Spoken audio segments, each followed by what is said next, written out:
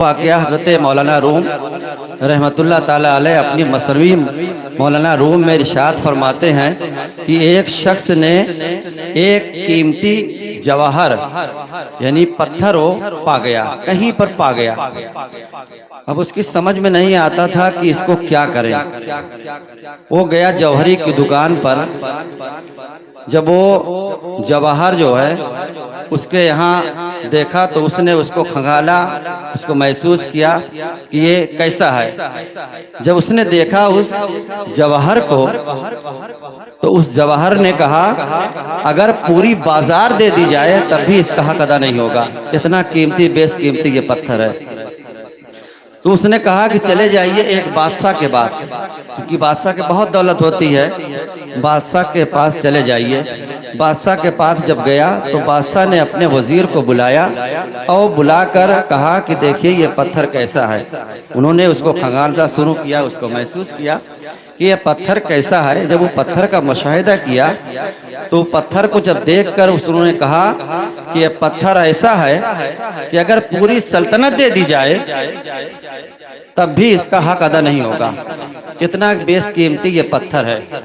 तो फिर बादशाह ने कहा कि ऐसा पत्थर मुझे हर हाल में लेना है, ताकि ये वापस ना जाए, हर हाल में मुझे ये पत्थर लेना है। इसके बारे में कैसे मुझे मिलेगा, मेरी सल्तनत जाती है तो चली जाए, लेकिन मुझे पत्थर ये चाहिए। तो वजीर लोग बादशाह को खुश करने के लिए हमेशा कोई ना कोई महसूस करते थे, कोई ना कोई ऐसा मंसूबा बनाते थे कि बादशाह खुश हो जाए।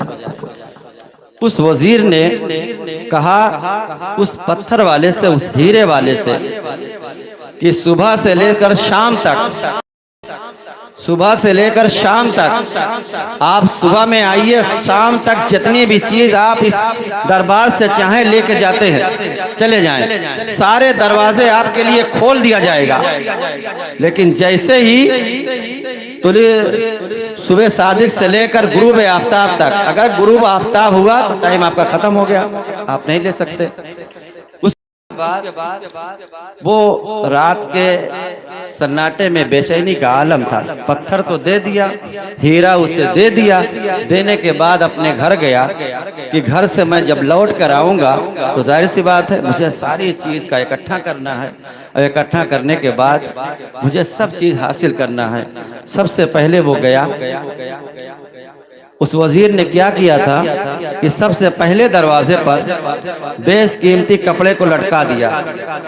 अब जब ये गया तो देखा, कभी देखा नहीं था, ऐसे ऐसे बेशकीमती कपड़े थे कि वो पहनता, पहनने के बाद फिर उतार देता, अच्छा लग रहा है कि नहीं, फिर दूसरे को देखता, फिर वो पहनता, फिर उसके बाद एक कपड़ा उसको मिला, खूब अच्छी तरीके से उन्होंने पहन लिया, इसमें मैं बहुत अच्छा, बहुत खूबसूरत लग रहा हूँ।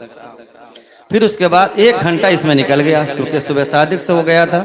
1 घंटा निकल गया, जैसे ही आगे बढ़ा वजीर ने बेशकीमती खाना वहां पर सब मेज लगाई हुई थी, ऐसा ऐसा खाना कभी उसने देखा भी नहीं था, उसकी महक बेशुमार थी। ये खा रहा था तो ये खा रहा था, वो खा रहा था। उसके बाद उसमें भी 2-3 घंटा निकल गया। अब रात का वो जागा था, क्योंकि ये था कि मुझे बादशाह के दरबार से सब कुछ लाना। जैसे ही आगे तीसरे दरवाजे पर पहुंचा, बेड लगी हुई थी, खूब मुलायम गद्दा था, ऊपर कनीज़ें थी, और उसको पंखा से ऐसे ऐसे दरबारी थे, पंखा ऐसे झुला रहे थे, धीरे धीरे कर रहे थे। उन्होंने कहा कि जैसे वो खा कर आया, आइए यहाँ पर आराम कीजिए। और थका था, खाना खा लिया, लिबास को पहन लिया, और जैसे ही बेड पर वो लेटा, पंखा जैसे ऐसे घुलाया, उसको नींद आ गई, सो गया। सो गया, कब उठा? गुरूब आफ्ताब के वक्त उठा। अब कब उठा, कैसे? किसी ने झिझोड़ा, झिझोड़ कर कहा कि उठिए। तो जब उठा तो आंख मलने के बाद कहा कि अभी तो मैंने कुछ लिया नहीं, अभी तो मैंने कुछ लिया नहीं, कहीं आपका टाइम खत्म हो गया? आपको ये हुक्म मिला था, कोई दरबारी आपसे कुछ पूछेगा नहीं, सुबह के वक्त सारे दरवाजे खुले हुए थे, जो चाहते लेते, लेकिन वक्त पूरा हो गया। आपने कपड़े में अपने टाइम को ख़त्म कर दिया, खाने में ख़त्म कर दिया, सोने में ख़त्म कर दिया। यही हाल हमारा है। हमें अल्लाह रब्बुल इज़्ज़त ने जान दी, जिस्म दिया, हमने ये दुनिया के लवाजमात में अपनी ज़िंदगी को सर्व कर दिया। अगर वो थोड़ा थोड़ा बाहर ला के रखता, टाइम ख़त्म हो जाता, लेके चला जाता, तो जाहिर सी बात सब कुछ होता।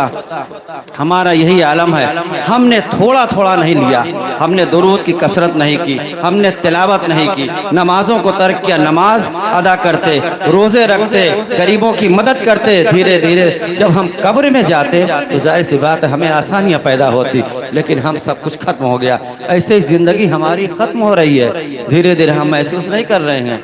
अल्लाह रब्बुल इज़्ज़त ने हमें अनमोल ज़िंदगी दी है और उसी तरीके से, उस हीरे के तरीके से हमारी ज़िंदगी है। अभी भी वक्त है, हम अपनी ज़िंदगी को संभाल के रखें, झूठ न बोलें, बुराई न करें, हसद न करें, चुगलखोरी न करें, लोगों का हक न मारें, लोगों की जो है गुनों को तकलीफ न दें और गरीबों का सहारा बने, यतीमों का सहारा बने। अगर हम अपनी ज़िंदगी को बेहतर बनाना चाहते हैं तो अल्लाह के नबी के बताए हुए वसूल पर चले, औलिया कराम के वसूल पर। हमारी जिंदगी का मकसद है, बाकी कुछ नहीं है। मैं अक्सर कहता हूँ सब कुछ मिट जाएगा, कोई गुल बाकी रहेगा ना, चमन रह जाएगा, पर रसूलुल्लाह का दीन हसन रह जाएगा। हम सफीरो बाग में हैं, कोई दम का चहचहा, बुलबुलें उड़ जाएंगी, सूना चमन रह जाएगा। अतलसो गमख्वाब की पोशाक पर नाजा न हो तुम, इस तने बेजान पर खाकी कफन रह जाएगा। नामे शहाने जहाँ मिट जाएंगे, लेकिन यहाँ हश्र तक नामो निशान पंजतन रह जाएगा। जो पढ़ेगा साहिबे लौ ऊपर दरूद, आग से महफूज उसका तन बदन रह जाएगा और सब फना हो जाएंगे। काफी वो लेकिन हश्र तक नात हजरत